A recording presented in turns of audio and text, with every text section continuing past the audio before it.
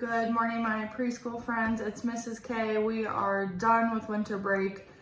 We are here on our first day back to school, but I know you're still at home. I'm going to read a story for you today. I know I had a really hard time waking up this morning. Mrs. K is feeling very tired. It's rainy outside, and I had a hard time getting out of bed today. So I thought this book would be fun to read. It is called Bear Snores On. I know Mrs. K snores at home. You should ask your mom or dad or grandma and grandpa if you snore when you sleep. Snoring is a sound you make when you're sleeping, when your eyes are closed, and it usually comes out of your nose or your mouth.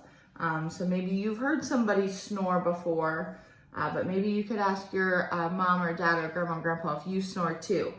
So again, this book is called Bear Snores On, and it's by Karma Wilson and Jane Chapman. And you can see here a very big snowy forest with a big black cave, and I wonder who lives in that cave.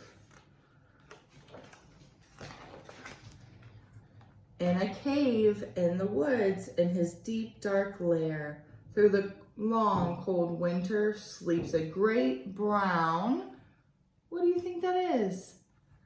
It's a bear, a big brown bear.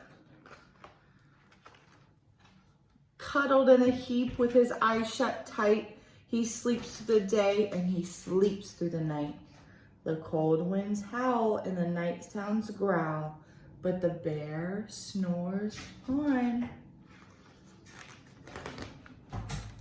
An itty-bitty mouse, pitter-pat, tiptoe, creep crawls in the cave from the fluff cold snow. Mouse squeaks, too damp, too dank, too dark, so he lights wee twigs with a small hot spark. The coals pip-pop and the wind doesn't stop, but the bear snores on. Two glowing eyes sneak peek in the den. Mouse cries, "Who's there?" And a hare hops in. What's a hare? What does he look like? Yes, he looks like a rabbit or a bunny. Okay, that's a hare. "Ho, Mouse," says Hare. "Long time no see." So they pop white corn and they brew black tea. My friends, Mrs. K has a cat at home, and he's being very sneaky today. Mouse sips wee slurps, Hare burps, big burps, but the bear snores on. A badger scuttles by, sniffs, snuffs at the air. "I smell yummy yums, perhaps we can share." Excuse me. "I've brought honey nuts," Badger says with a grin. "Let's divvy them up, cozy down, and dig in." And they nibble and they munch with a chew, chomp, crunch. But the bear snores on. He is still sleeping. He's very tired. A gopher and a mole tunnel up through the floor. Then a wren and a raven flutter in through the door. Mole mutters, "What a night, what a storm," twitters wren, and everybody clutters in the great bear's den.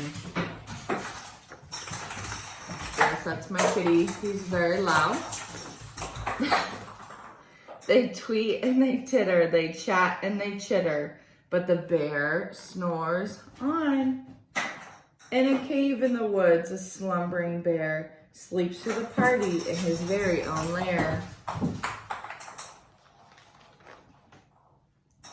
Hare stokes the fire, Mouse seasons stew, then a small pepper fleck makes the bear achoo! He blows and he sneezes and the whole crowd freezes. How do you think they're feeling? What do they look like? Do they look happy? Scared? I think they look scared or nervous. And the bear wakes up. Oh, look at that bear's face. Look at his eyes and his eyebrows. How do you think he looks? Does he look happy or sad? Or does he look mad? I think he looks mad. He gnarls and he snarls. He roars and he rumbles. Bear jumps and he stomps. Bear growls and he grumbles. You've snuck in my lair and you've all had fun. But me, I was sleeping. I have had none. And he whimpers and he moans and he wails and he groans. And the bear blubbers on. And how does he look now? It looks like he's crying. So I think he feels very sad.